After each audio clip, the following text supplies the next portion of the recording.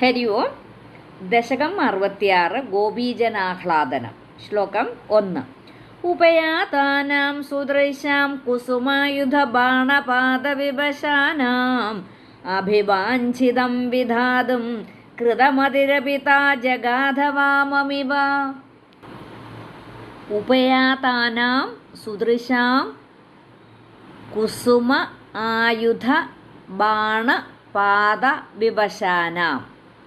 കുസുമായുധബാണപാദവിവശാനാം അഭിവാഞ്ചിതം വിധാതും കൃതമതിഃ അപി കൃതമതിരപി താഹ ജഗാധ വാമമിവ. ഉപയാതാനാം സുദൃശ്യാം കുസുമായുധബാണപാദവിവശാനാം അഭിവാഞ്ചിതം വിധാതും കൃതമതിരപിതാ ജഗാധവാമമിവ. ദശകം 66 ശ്ലോകം 1 അന്വയവും അർത്ഥവും. ഭഗവാൻ ഗോപിജനങ്ങളെ സന്തോഷിപ്പിക്കാൻ തുടങ്ങുകയാണ്, അവരെ അനുഗ്രഹിക്കാൻ തുടങ്ങുകയാണ്.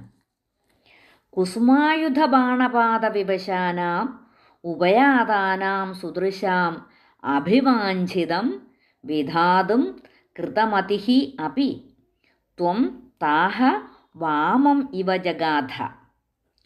കുസുമായുധബാണപാദവിവശാനാം, കാമബാണമേറ്റ് പരവശമാരായിട്ട്. അപ്പോൾ കുസുമം എന്ന് പറഞ്ഞാൽ പൂവ്, പുഷ്പം. കുസുമായുധൻ എന്ന് പറഞ്ഞാൽ കുസുമം ആയുധമായിട്ടുള്ളവൻ, അതാരാണ്? കാമദേവൻ. അപ്പം 5 പുഷ്പങ്ങളാണ്. അതുകൊണ്ടാണ് പഞ്ചബാണൻ എന്ന പേര് ഉള്ളത്. അപ്പം അദ്ദേഹത്തിൻ്റെ കയ്യിൽ സാധാരണ അമ്പുകളല്ല, മറിച്ച് പൂവമ്പുകളാണുള്ളത്. ആ പൂക്കൾ ഏതാണെന്ന് വെച്ചാൽ അരവിന്ദം, അശോകം, ചൂതം, നവമാലിക, നീലോൽപ്പലം. അപ്പം ഈ 5 പുഷ്പങ്ങൾ കൊണ്ട് ഒരു ബാണം ഉണ്ടാക്കിയിരിക്കുകയാണ്. അപ്പം അതാണ് കാമദേവൻ തൊടുത്തുവിടുന്നത്. അതാണ് പാദം. കുസുമായുധ ബാണപാദവിവശാനം, പാദം. അപ്പം ആ ബാണം അവരുടെ ആ ഗോപികമാരുടെ ദേഹത്ത് പതിച്ചു. അപ്പോൾ അവർ വിവശകളായി. ഉപയാതാനാം സുദൃശ്യാം അഭിവാഞ്ചിതം വിധാതും, തൻ്റെ അരികിലേക്ക് വന്നു ചേർന്ന സുദൃശ്യാം, സുന്ദരിമാർ. സുദൃശ്യാം എന്ന് വെച്ചാൽ നല്ല കണ്ണുള്ളവർ, സുദൃശ്യാം.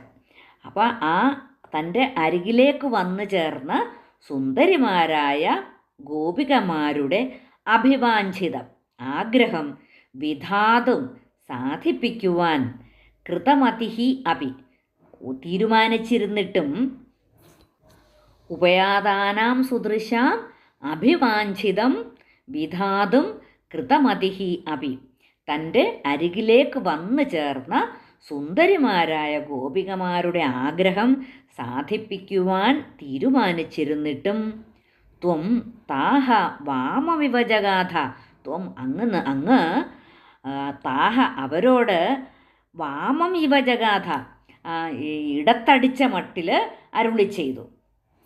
എന്ന് വെച്ചാൽ അവരോട് പ്രതികൂലമായിട്ട് സംസാരിച്ചു, പ്രതികൂലമായിട്ട് അരുളി ചെയ്തു. കൃതമതിഃ അപി, അവരുടെ ആഗ്രഹം സാധിച്ചു കൊടുക്കണമെന്ന് ഭഗവാൻ തീരുമാനിച്ചിരുന്നതാണ്. പക്ഷേ പെട്ടെന്നങ്ങനെ സാധിച്ചു കൊടുക്കാൻ പാടില്ല. അപ്പോൾ വാമം ഇവ താഹ ജഗാധ, പ്രതികൂലം എന്ന പോലെ, എന്ന് വെച്ചാൽ നിങ്ങളുടെ ആഗ്രഹം സാധിപ്പിക്കാൻ പറ്റില്ല എന്ന പോലെ ഭഗവാൻ പറഞ്ഞു. അതെന്തുകൊണ്ടെന്നാൽ താൻ ചെയ്യാൻ പോകുന്നതായിട്ടുള്ള കർമ്മം എല്ലാവരും അതുപോലെ ചെയ്യാൻ തുടങ്ങിയാൽ ലോകം നശിക്കും. സദാചാരമാണ് ലോകത്തിൽ വേണ്ടത്. അപ്പോൾ ആ സദാചാരത്തിനെ പ്രചരിപ്പിക്കുന്നവരാണ് ഋഷീശ്വരന്മാർ. ആ ഋഷീശ്വരന്മാർ ആകാശത്തിലിരുന്ന് ഭഗവാന്റെ പ്രവർത്തികളെ കാണുന്നുണ്ട്. അപ്പോൾ ആർക്കും അത് അംഗീകരിക്കാൻ സാധിക്കാത്തതാണ് ഭഗവാൻ ചെയ്യാൻ പോകുന്ന ആ പ്രവൃത്തി.